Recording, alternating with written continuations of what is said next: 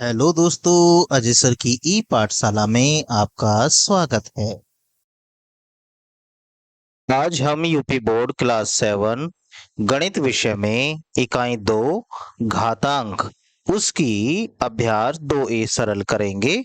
तो चलिए शुरू करते हैं।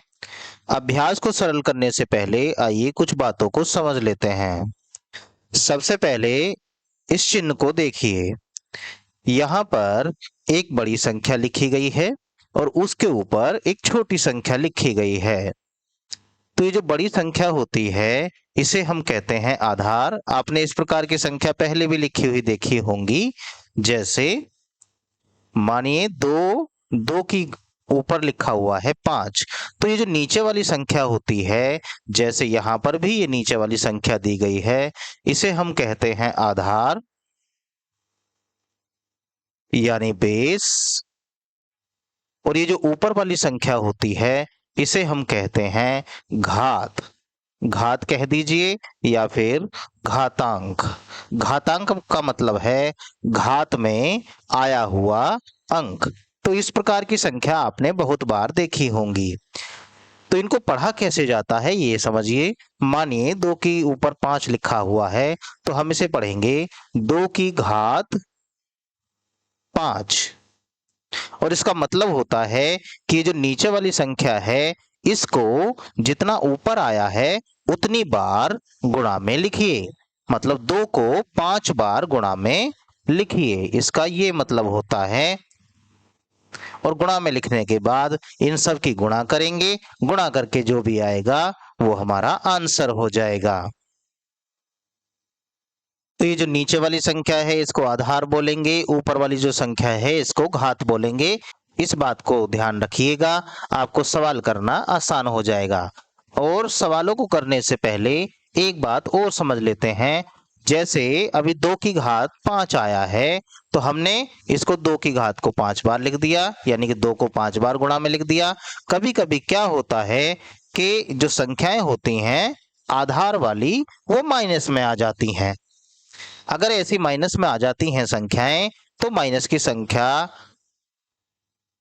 इस प्रकार से लिखी जाएंगी। ध्यान देना, अगर माइनस आ जाता है तो माइनस को भी हमें गुणा में लिखना पड़ेगा। अब गुणा जब हम करते हैं तो माइनस की गुणा करने पर चिन्ह कैसा आता है ये बड़ी समस्या पैदा करता है। इसका समाधान ये है कि आप माइनस को गिन लीजिए कितनी माइनस आई है, या जो घात हमें दे रखी है वो घात कितनी है। अगर वो घात जो हमें दी गई है उसमें 2 से भाग करने पर पूरा पूरा वो कट जाता है, यानी कि 2 का भाग पूरा पूरा चला जाता है, तब तो चिन्ह प्लस का आएगा। और अगर पूरा पूरा नहीं कटा तब चिन्ह माइनस का आएगा। जैसे 2 का पहाड़ा पड़ने पर 5 नहीं आता है, यानी कि 5 को 2 से भाग करने पर पूरा पूरा नहीं कटता है, तो यहाँ पर माइनस का चिन्ह आएगा। चलिए अब हम अपनी प्रश्नावली को शुरू करते हैं। सबसे पहले प्रश्न संख्या 1 देखिए।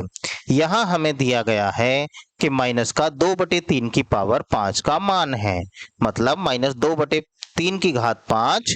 इसको जब सरल किया जाएगा, इसका आंसर निकाला जाएगा, तो इन चारों विकल्पों में से कौन सा वाला आंसर सही है हमें ये बताना है। आइए देखते हैं इसे। हमें दिया गया है माइनस का 2/3 और इसकी पावर दी गई है 5।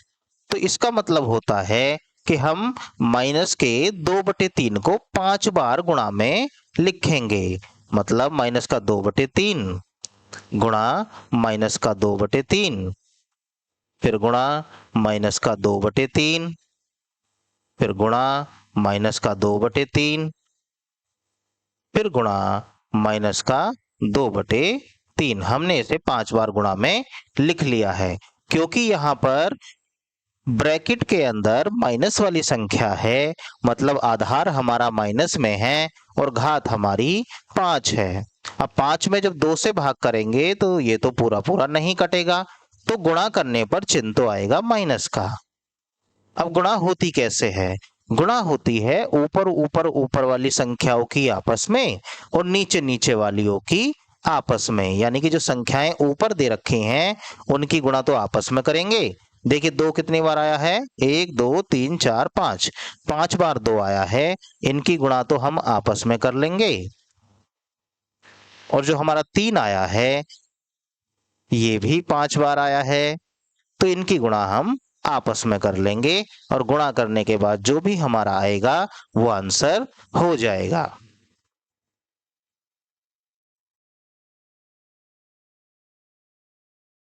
चलिए इनकी गुणा करते हैं।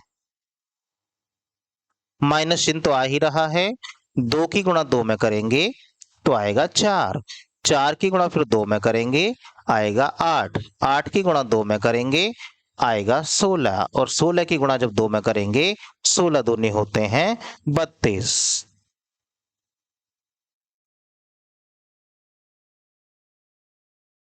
और नीचे गुणा करेंगे, 3 की 3 में गुणा करेंगे तो आएगा 9, 9 की फिर 3 में गुणा करेंगे आएगा 27, 27 की फिर 3 में गुणा करेंगे आएगा 81, 81 की 3 में गुणा करते हैं तो 243 आता है।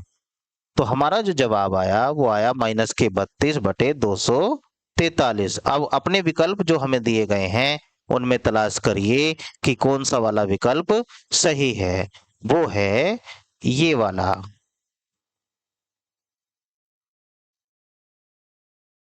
आइए प्रश्न संख्या 2 देखते हैं। प्रश्न संख्या 2 में कह रहे हैं 3125 का घातीय संकेतन है।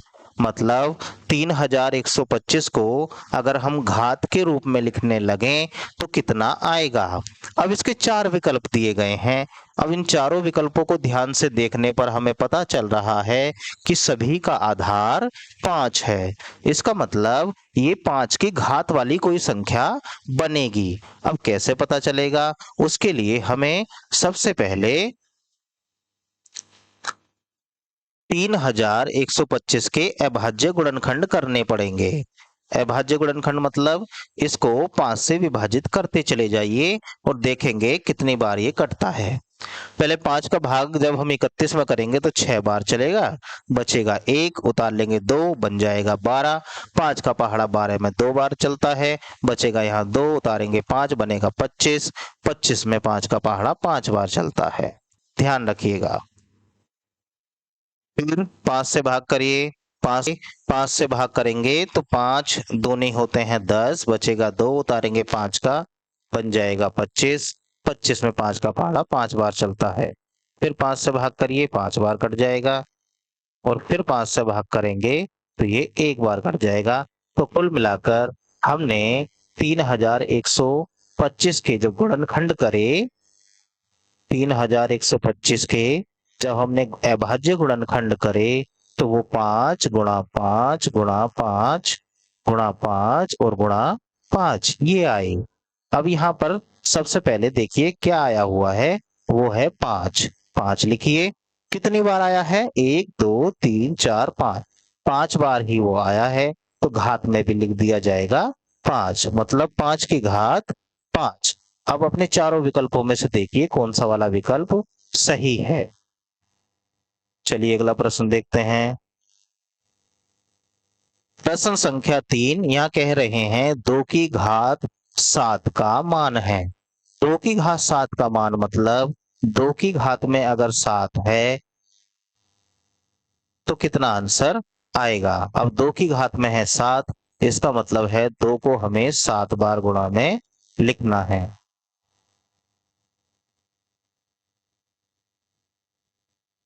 दो को हमने 7 बार गुणा में लिखा, तो अब हमें इन सभी की गुणा करनी है। 2 की गुणा जब 2 में करा जाएगा तो आएगा 4, इस 4 की गुणा फिर 2 में करेंगे तो आएगा 8, इस 8 की फिर 2 में गुणा करेंगे तो आएगा 16, इस 16 की फिर 8 2 में गुणा करेंगे तो आएगा 32, 32 की फिर 2 में गुणा करेंगे तो आएगा 64, और 64 की फिर 2 में गुणा करेंगे तो आएगा 128। मतलब इन सभी की गुणा करने पर 128 आ रहा है। अब अपने आंसर में चेक करिए कौन सा आंसर सही है। तो यहां पर हमारा विकल्प नंबर 3 सही है। प्रश्न संख्या 4, यहाँ कहा गया है एक वर्गाकार क्यारी की भुजा 5 मीटर, इसके क्षेत्रफल को घातीय संकेतन के रूप में लिखिए। मतलब एक वर्गाकार क्यारी है जिसकी भुजा है 5 मीटर। अब वर्गाकार क्यारी का क्या मतलब होता है? मतलब एक क्यारी है जो बिल्कुल वर्ग के आकार की है। वर्ग होता है जिसकी चारों भुजाएं आपस में बराबर होती हैं। इस प्रकार की कोई क्यारी है जिसकी भुजा की माप दे रखी है 5 मीटर। मतलब ये चारों तरफ से नापने पर 5-5 मीटर आएगी, चाहे हम इसकी नाप किसी भी तरफ से लें। अब इसमें कहा गया है इनका क्षेत्रफल को घातीय संकेतन के रूप में लिखिए। मतलब हमें इसका जो क्षेत्रफल है वो निकालना है और निकालने के बाद उसे घातों के रूप में लिखना है। तो सबसे पहले क्या काम करेंगे, हम क्यारी की भुजा लिखेंगे। क्यारी की भुजा, क्यारी की भुजा हमें दे रखी है 5 मीटर। अब क्योंकि क्यारी हमारी वर्गाकार है तो वर्ग जो होता है उसका क्षेत्रफल, क्षेत्रफल का सूत्र होता है भुजा की घात 2। अब भुजा कितनी है यहाँ पर? भुजा है 5, यानी कि 5 की घात 2। ये हमारा क्षेत्रफल घातीय संकेतन के रूप में लिखा गया। चलिए अगला प्रश्न देखते हैं। प्रश्न संख्या 5 कहा है सरल कीजिए। मतलब यहाँ पर हमें ये दो खंड दे रखे हैं, हमें इन्हें सरल करना है। पहला खंड क्या है? वो है 2 की घात 4 गुणा 3 की घात 2। अब इसका मतलब है 2 की घात 4 का मतलब है 2 को 4 बार गुणा में लिखिए, और 3 की घात 2 का मतलब है कि 3 को 2 बार गुणा में लिखिए।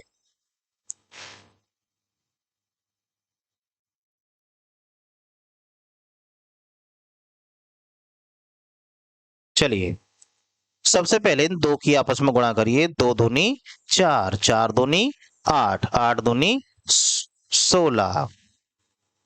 अब इन 3 की गुणा आपस में करिए। 3 तिया 9, तो 16 की अब 9 में गुणा करिए। 16 निम्मा होते हैं 144। तो ये हमारे इस पहले पार्ट का आंसर हुआ। आइए दूसरा पार्ट सरल करते हैं। दूसरा पार्ट हमारे सामने है माइनस का 2 की घात 3, माइनस 2 की घात 3 और गुणा में है माइनस 10 की घात भी 3। तो माइनस 2 की घात है 3, इसका मतलब माइनस 2 को 3 बार गुणा में लिखना है। ऐसे ही माइनस 10 की घात भी 3 है, इसका मतलब माइनस 10 को भी 3 बार गुणा में लिखना है। लिखने के बाद आइए इनकी गुणा करते हैं। सबसे पहले दो वाली संख्याओं की गुणा कर लेते हैं। अब देखिए माइनस 2 की घात थी 3। अब 3 में जब 2 से भाग करेंगे तो पूरा पूरा तो कटेगा नहीं, तो चिन्ह आएगा माइनस का। अब संख्याओं की गुणा करिए। 2 की 2 में गुणा करेंगे 2 दूनी 4, फिर 4 की 2 में गुणा करेंगे तो 4 दूनी 8। संख्याओं की गुणा करने पर माइनस के 8 आया। ठीक इसी तरीके से 10 की घात भी थी 3, तो चिन्ह तो आएगा यहाँ पर माइनस। अब 10 की गुणा 10 में करेंगे 100 और फिर 10 में करेंगे तो 1000, तो यहाँ पर आएगा 1000। अब देखिए 8 के साथ भी माइनस है और 1000 के साथ भी माइनस है, तो माइनस और माइनस की जब गुणा करेंगे तो चिन्ह बन जाएगा प्लस। अब 8 की जब 1000 में गुणा करेंगे तो आएगा 8000। ये हमारा आंसर हो जाएगा। आइए अगला प्रश्न देखें। प्रश्न संख्या 6 यहाँ कह रहे हैं 15625 की अभाज्य गुणनखंड ज्ञात कर 15625 को आधार 5 पर घातीय संकेतन के रूप में व्यक्त कीजिए। मतलब 15,625 के हमें अभाज्य गुणनखंड करने हैं और फिर उसे 5 की घात के रूप में लिखना है। आखिर 5 की कितनी घात ये बनेंगी? 15,625। क्योंकि हमें आधार 5 बनाना है तो हम इसमें 5 से ही भाग करते चले जाएंगे। 5 से भाग करिए, 5 दिया होते हैं 15, फिर 5 एकम 5, बचेगा 1, उतारेंगे 2, 12 बनेगा। 5 दूनी 10, बचेगा 2, उतारेंगे 5, 25 बनेगा। 5 पूरे 25। अब ये वाला पार्ट तो हमने पिछले एक प्रश्न में भी सरल किया था, तो आप उस प्रश्न में जो गुणनखंड हुए हैं उन्हें ध्यान से देखिएगा। मैं अब इसके गुणनखंडों को जल्दी जल्दी लिख देता हूं। 5 से फिर भाग करेंगे तो 625 आएगा। 5 से फिर से भाग करेंगे तो आएगा 125। अब 5 से फिर भाग करेंगे तो आ जाएगा 25। 5 से फिर भाग करेंगे तो आ जाएगा 5, और 5 से फिर दोबारा भाग करेंगे तो लास्ट में आएगा 1। मतलब हमने 15,625 के अभाज्य गुणनखंड कर लिए हैं। तो 15,625 इसमें देखिए कितनी बार आया है, 1 2 3 4 5 6, 6 बार आया है। मतलब 5 को 6 बार हम गुणा में लिखेंगे। अब 6 बार गुणा में हमने लिखा तो सबसे पहले 5 लिखिए, क्योंकि यहाँ पर सारे 5 ही आए हुए हैं। अब कितनी बार आए हैं 5? वो आए हैं 6 बार, तो हम इसको 5 की घात 6 लिखेंगे। मतलब 15,625 को 5 की घात 6 के रूप में लिखा जा सकता है। यही हमारा आंसर हो जाएगा। आशा करते हैं आपको ये सभी प्रश्न आसानी से समझ आ गए होंगे। वीडियो को देखने के लिए आपका धन्यवाद। Thanks for watching.